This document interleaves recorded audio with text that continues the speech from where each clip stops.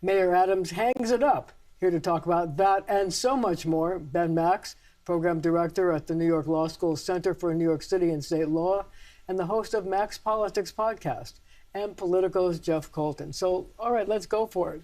Mayor Adams decided not to seek a second term. Were you surprised? No. Even though merely a month ago, he stood before all of us reporters at Gracie Mansion and he said, Andrew Cuomo is a snake and a liar and I am in this to win this. I'm the one that can beat Mandani. I mean, the next day, my colleagues and I wrote a story saying that nobody believes Eric Adams, that we all still think that there's a chance that he was going to suspend his campaign. Sure enough, he did. So not a huge surprise. Did you believe it? Were you surprised? I wasn't surprised, but I still think we want to know exactly all the reasons why. Was it just that he saw no path to victory, or is there something else still to come? Because we know from your reporting and elsewhere that there's been different things dangled towards him. So is he taking something? Is he going to be entering the Trump administration some way come January? We'll see. But he could make the decision even without that because the numbers were the numbers. But, you know, all that speculation about whether he was going to become the ambassador to Saudi Arabia, which happened right before 9/11, I thought that was sort of a non-starter because of the optics of it. So maybe there is a job that's coming along, maybe there's not. But I want to tell you something. I thought about 2 months ago when he was opining about the fact that he walked through City Hall and knew that his picture was going to be on the wall no matter what.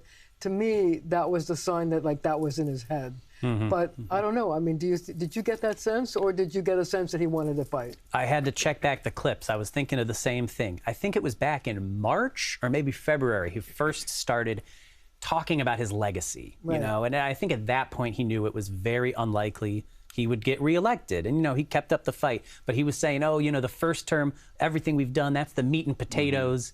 If I get a second term, that's just gravy. And I mean, at that point, you're basically admitting that, like, he knew. He's been coming to terms with this for a while. You brought up the topic of legacy. Do you think he's going to have a legacy? I mean, if you take a look at the totality of what he's done, what would you say his legacy will be? Well, first of all, his legacy is going to be one-term mayor, which is pretty rare and unusual, and first mayor indicted while a sitting mayor indicted, and the deal with Trump to get those charges dismissed. But after that, it will be a mixed bag. Cronyism, corruption, questions about ethics and focus, and then a whole bunch of policy achievements that even his critics give him some credit for. You've got Zohran Mamdani saying, I'm running against a second term of Eric Adams, but he's done well on housing policy, literacy in schools, and a few other things, even his big critics. Well, that's a big mixed bag for him. A lot of recent progress, but over the course of his term, not as much as he promised when he first ran. And he was supposed to be the public safety mayor. Do you give him the same points that Ben does? Yeah, no, and I think, I mean, housing in particular is one that Adams is really hanging his hat on. That's an easy one for him to hang his hat on because there hasn't been as much concrete progress. It's a lot of stuff that will happen, he expects to happen. He expects that there will be a lot of housing built that was started under the Eric Adams administration. City of Yes, exactly, and other rezonings. The next mayor, though.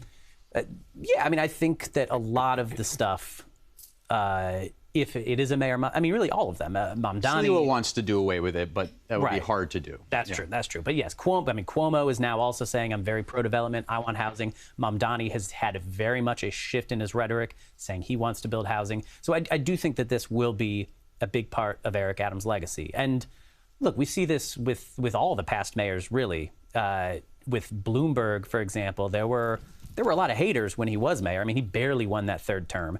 And now, even leftists look back at Bloomberg. Even Mamdani looks back at Bloomberg and says, well, you know, he was pretty good. There were some good things. De Blasio as well. You know, he left office as kind of a pariah. But now more and more people are looking back at the de Blasio era and saying, well, you know, universal pre-K, there were some really good things. Crime at historic lows. I think Eric Adams right now, historically unpopular mayor. I think with time, that will only go up. Do you agree with that? I agree with just about all that. I think the one thing we have to add, which it's amazing how far the city's come on this, that we're not first talking about it, is the migrant crisis. This was, other than his own self-inflicted crises, this was the big crisis of his term. And how did he deal with it? He did okay with it. There was a lot of logistical successes. He had to stand up, a whole new system, humanitarian relief in a lot of ways. But it was another example where his leadership faltered repeatedly, talking about this is going to destroy the city, and some of this language that was very divisive, no matter what you thought about whether this many migrants should be coming to the city or not. He didn't show the type of leadership that I think New Yorkers wanted in that time. How much of that, though, was the fact that he, in the beginning, because he criticized the Biden administration, that he didn't get as much cooperation as he had hoped for? It was so interesting. I mean, yes, there was the politics of it, where he was criticizing the Biden administration. He was saying it will destroy. There was so much of that, and then tied up with the coming Trump administration. But the actual policy, the actual work that his administration did of emergency housing for something like 250,000 people. I mean, Adams is furious that he's not getting more credit for that. And he wants more credit for that. And frankly, he probably does deserve more credit for that. Does he deserve credit for that? He deserves some credit for that. There's questions about should the legal services have been stronger throughout that process. You know, there's a lot of nitty gritty here to wrestle with. But broadly speaking, he was able to oversee the work of many others to stand up that work and welcome those people who are the new generation of New Yorkers. But the work of Ann Williams Isom and some of the people in his administration, would you give them credit for what they did? Absolutely. I think the Eric Adams legacy will be he appointed a bunch of people that were professional and did a lot of good work, and then he appointed a bunch of people who he should not have brought into his administration. Would you say that was his biggest mistake? Probably. You know, some of the stuff that he wound up getting charged for was from before he was even mayor, right? So that sort of came with him. But in terms of entering City Hall, yes, it was the appointments that he appointed, by all assessments, a very solid first police commissioner, Keechant Sewell, and his buddies that he brought with him undermined her, so she left. And that set off even more chaos. Is that the number one big mistake, Jeff? Yes, I think so. I think there is this widespread understanding among New Yorkers. Like, Eric Adams is associated with the word corruption, and it's so hard to shake that reputation. And it's a reputation that he, in part, owned, that he chose. I mean, one of his deputy mayors was Phil Banks. I mean, immediately on the first day. But it also relates to services and delivery. It's not just about, oh, these people came and they left and they weren't good people. He wasn't making the progress on things that he could have otherwise made if he had made better appointments. That's the issue. Okay, so on that note, we're going to have to leave it right there for now, but we will be right back.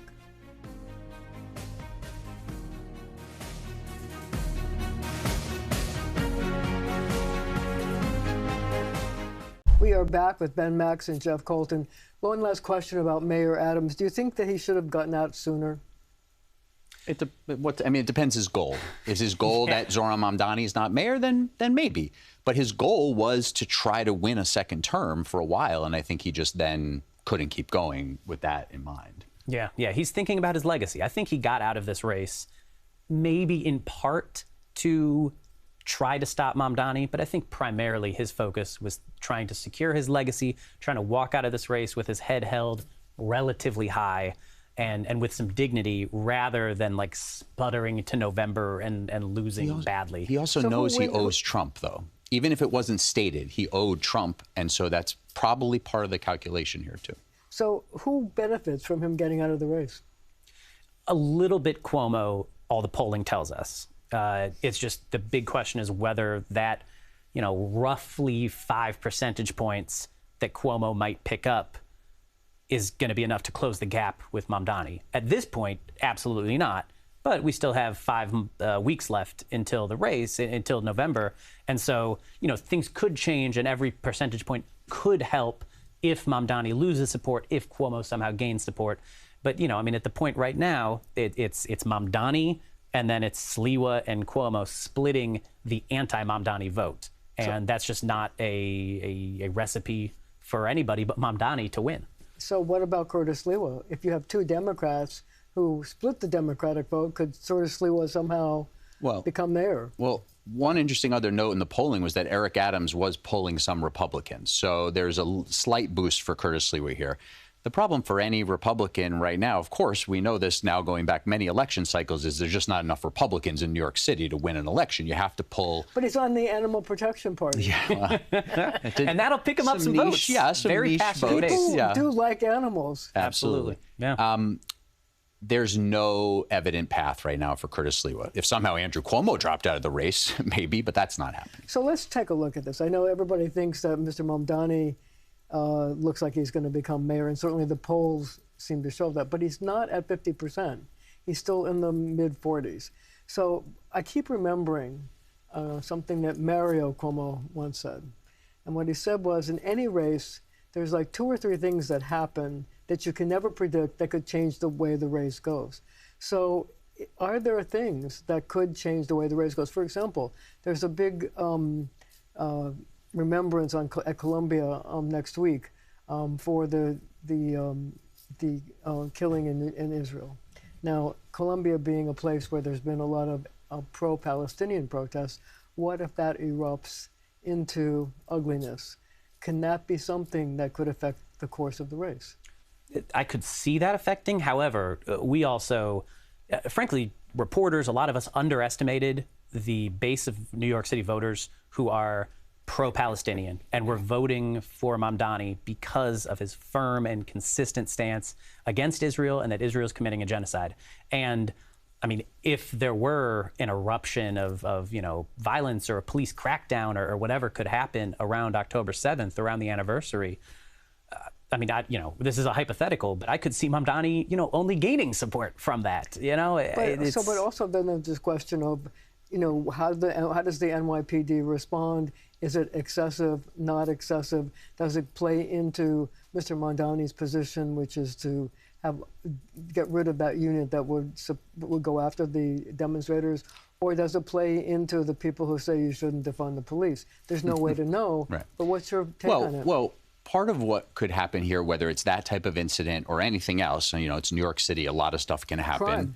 Crime, an unfortunate major incident of some other kind, is New Yorkers could then get a little bit of whiplash of, oh, okay, who do we want to be leading the city in a moment of crisis, right? We obviously saw that in the biggest possible example after 9/11. So there's things like that that could really turn New Yorkers' attention. But where that would come in, as you note, Mamdani sort of stuck around 45% in all this polling, which again, he will probably overperform if he can bring his voters out again, is this question of, do New Yorkers start to really see this as a 2-person race and voters leaving Curtis Sliwa for Andrew Cuomo? So what's the answer to that?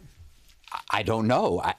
The Republicans and others that are sticking with Curtis Sliwa right now, are they willing to leave him for a former Democratic governor who many of them view unfavorably just because he's not Zohran Mamdani? Or do they stay home or stick with Sliwa even though that's Jeff, the end of the race? What do they do? I've been thinking that a massive personal scandal is the one thing that could shake up this race. But I even question my assumptions on that because we are in an era where, Cuomo resigned under a massive personal scandal, and then hundreds of thousands of people voted for him. And we have Donald Trump as president. So I just don't even know if a massive personal scandal would be enough to shake up this race. Every week there's something Mamdani said years ago coming out and people are reacting to it, and it doesn't seem to have a huge impact. There's people very skeptical of him. There's people supportive of him. Again, this race seems to really going to be hinging on whether Curtis Sliwa stays in the race, which it seems like he's going to, and whether his support does bleed to Cuomo. But see, there's another issue here. And then you take a look at, you said that every week there's something that comes out with Mamdani said something 5 years ago that he now changes his mind. The question is whether he's changing his mind or that shows that he has grown politically and that he's much more pragmatic as a politician than his earlier statements. And does that portend that if he were to be elected, would he, given the reality of what happens, be pragmatic enough to change his positions? What do you think about that? That's what I'm seeing. And of course, the rubber will meet the road when and if he becomes mayor. But what he's campaigning on right now is a lot more Bill de Blasio than it is Assata Shakur. He's giving up a lot of his revolutionary positions. I just wrote this week that he used to be an activist for no new jails. He wanted to abolish jails in New York City as a young activist. Now, as a mayoral candidate, he's saying, I will build those new jails. Because I will that's complete the that. law. Because that's the law. This is a test for voters. This is where voters have to make up their mind. Do you believe that he's evolved and matured, that he's, like he says, I'm taking in new information, I've become an elected official, now I'm talking about leading the city? Or do you think he's full of it and he really does believe the old things he did and maybe this is a, Trojan horse campaign? There's a lot of reason to believe that he's evolving and he's getting all this guidance and he's taking these meetings with business leaders. But it's up for voters to decide, do they believe that new Mamdani or do they think he's really the old Mamdani. I guess another question is this: what role does the corruption that is Bird Dog Mayor Adams play in the appeal of Mamdani? Because he's 33, he's a bright, shiny new penny, he has no corruption. Well, don't forget the Andrew Cuomo scandals too, right? There's part of the reason he's probably not more popular is because he's got the baggage, right? This is a old guard, new guard election in a lot of ways. But also we see, younger voters turning out in larger numbers, and I wonder if they're looking for somebody who's untainted. Oh yeah, and Mamdani is very much running on that, making such a big deal of Cuomo's billionaire supporters. They've been giving so much to his super PAC, trying to support him. That's an argument. It's legal.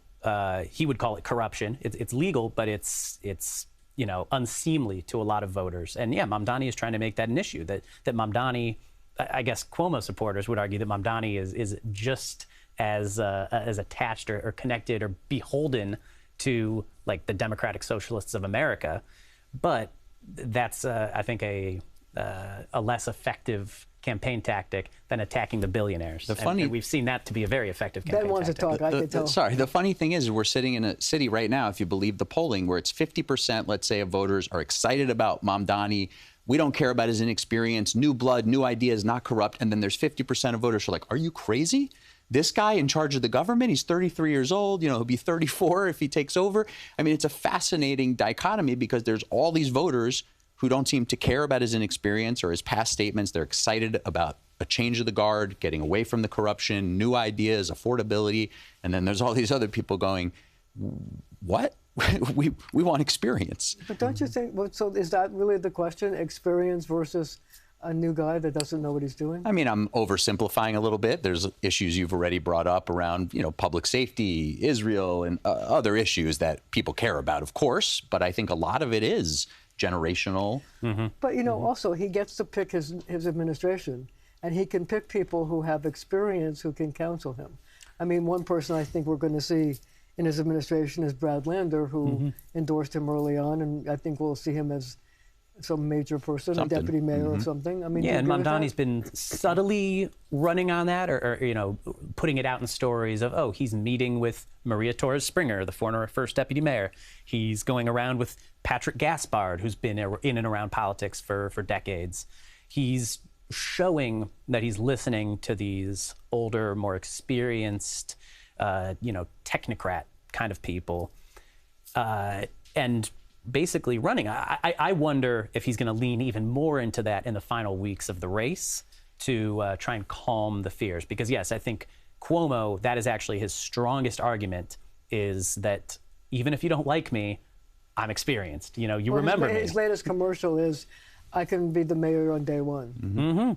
Yeah, and Mamdani, you can't deny that he has only been in government for 5 years. He is just far less experienced. Many people see that as an asset, but it's just something that Cuomo is really hammering. But he does have experience in Albany.